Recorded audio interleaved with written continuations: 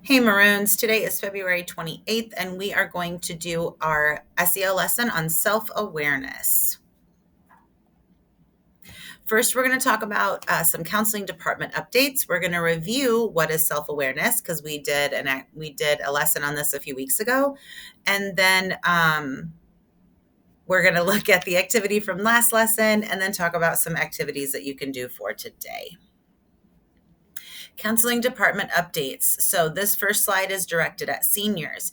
If you need your transcript sent to colleges or yourself, you need to go to Parchment and create an account. That is located under the Moline High School website.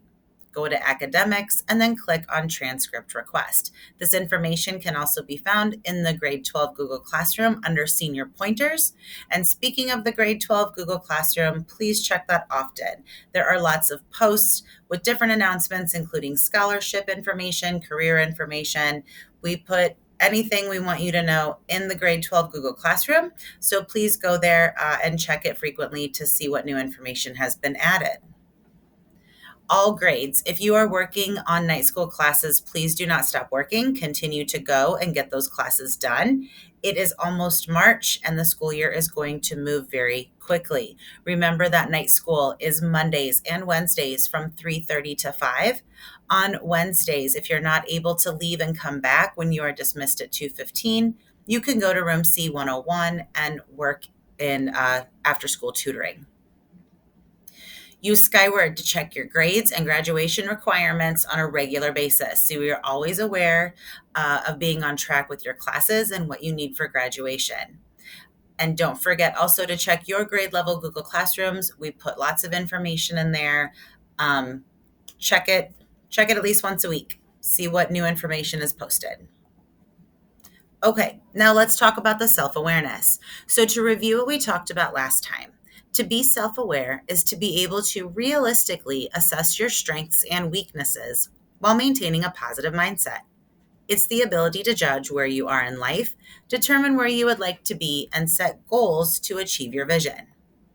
It's a lot of fancy words there, but I like to think of it as being able to acknowledge your behaviors, actions, and words.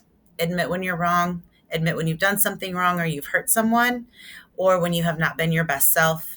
Be proud of those moments when you are your best self and when you're doing good things and when you're helping others. And overall, understand who you are, where you are in life right now, and where you want to go. And understanding that there's going to be steps that need to get there, and it's okay to fail sometimes and it's okay to screw up, and giving yourself some grace when you do screw up or do something wrong, but acknowledging those moments and being able to talk through them and understand who you are as a person. So this was the quiz that we gave, that I put out last time when we did the how self-aware are you, and you were just supposed to read each of these statements and score it 1 through 5. Never, almost never, sometimes, almost always, and always, and do your total score. The lowest score you can get is 10 and the highest is 50. And if you scored below 25, then you may need to work on your self-awareness a little bit. It says we will be doing another lesson about self-awareness, and here it is right now, to give you some tools and activities that can help you become more self-aware. This quiz is also going to be in your Google Classroom today, and there is I'm going to leave it in last assignment so that you can go back. Everybody has one that they're available to do. So if you haven't done this, this could be the activity that you work on first today. So now, self-awareness activities. I'm going to show you this link, and then I'm going to show you 2 of the activities from this link that you could work on today. And these activities could be done in small groups. You could also look through them individually as well. So I'm going to exit out of this, and I'm first going to go to the website. So I really liked this website. I'm going to stop my webcam from here on out so you can look at these a little bit better.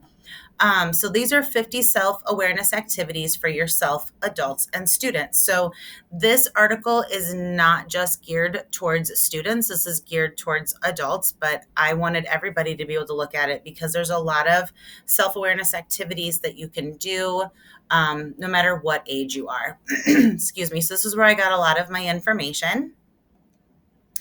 I scrolled down to That was for adults. And then there's another one. We go a little bit further.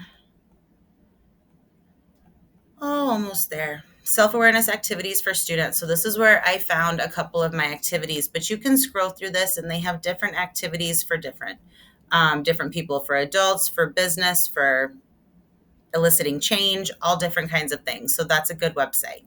Then there are two activities you can do to choose from today. This one is called a peer to peer interview. So, you could work on this individually. Or you could just sit in a group and talk about this stuff.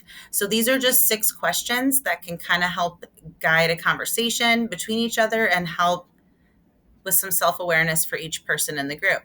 So the questions are: what is one of your sparks, like your passions, interests, talents? How did you discover that this is one of your sparks? How do you feel when you are doing your spark? And think of somebody who is really into their passion. Describe what you see. Do you have a Spark champion, an adult who helps you explore and develop your skills? And do you set goals and make plans to get better at your spark or talent? So this one is really guided to help you figure out what you're good at, what sparks your interest, what your talents are, and to really help you become self-aware of what you're good at. The last activity that you could look through today, excuse me, and read through individually or do as a small group is the thoughts, feelings, actions activity. So everyone has problems, both big and small. To better solve your big problems, it helps to learn how your thoughts, feelings, and actions are connected. Imagine you have an upcoming test and you think, I'm going to fail. Because of this thought, you start to worry, and you're so worried that you feel sick just thinking about the test. Because it's so uncomfortable, you decide not to study. The thought led to a feeling, which led to an action. What might have changed if you had a different thought? Excuse me. So if your thought is always, I'm going to fail, which then leads you to the feeling of worry, which led you to not study, then you're just in a cycle, and it's just a thought.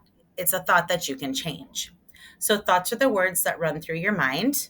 They're the things that tell yourself about what's going on around you. And there are many different thoughts you could have about a single situation. Feelings come and go as different things happen to you. You might feel happy, angry, and sad all in one day. Some feelings are uncomfortable, but they're not bad. Everyone has these feelings from time to time. And actions are the things you do or the way you behave. Your thoughts and feelings have a big impact on how you act. If you feel happy, you're likely to do nice things. But if you feel angry, you might want to act mean. So again, the thoughts, feelings, actions circle. There's another example. What happened? Emma hasn't spoken to me as much as usual over the past week. So my thought is, Emma hasn't talked to me much this week. She must be mad at me. I feel sad and hurt. And because I am upset, I ignored Emma and avoided her at school. And just because you have a thought doesn't always mean it's true. Your thoughts are guesses about why something happened or about something that might happen. Coming up with new thoughts will help you see a situation differently.